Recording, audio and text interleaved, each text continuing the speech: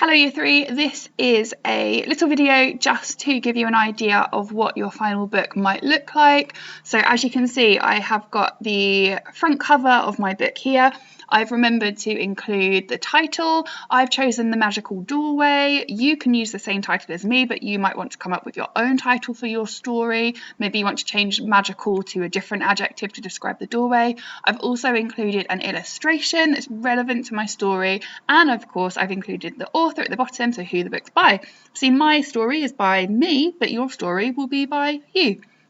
So when I go to the next page, I've left the page on the inside of the cover blank because I think by the time you've added some colour, especially if you're using something like felt tips, then that picture will probably show you through the page. So I'm going to leave that one blank. On the book, on the page next to it, you will often find, if you've got some books at home, you could do this. If you look at the front of the book is often dedicated to somebody, and that's usually the author's family or friends, people that have supported them and helped them while they've made the book. So if there's somebody at home that's really kind of helped and supported you while you've been writing your story, maybe you might want to dedicate your storybook to them. So I'm going to turn the page again, and then you'll see on my next page, the first thing we can see is this picture, this illustration, and then on this page here I have got my story opening. So it doesn't matter what way around you have this. You might want to write your story opening on the left page and then draw your illustration to go with it on the right page. I've just chosen to do it this way round. So this is my story opening. Your story opening, depending on the size of your book, might fit on one page, it might go on to the next page. Obviously that's fine too. When I turn to the next page, now I have got my first setting description. So this is the first time I go through the door.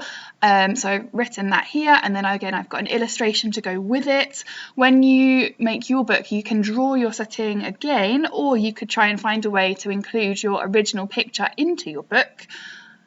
Make sure when you get to the end of your opening that your first sentence kind of carries on from the end of your opening so that your writing flows and there isn't a big sudden unexpected jump. So that's the first time I go through the door.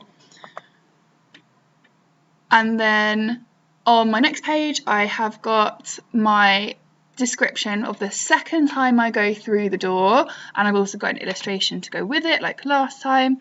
And then finally, if I turn to the last couple of pages, I have got my story ending, and I have got an illustration to go with my story ending as well, this time kind of showing what happened to the door so that I was no longer able to go through it.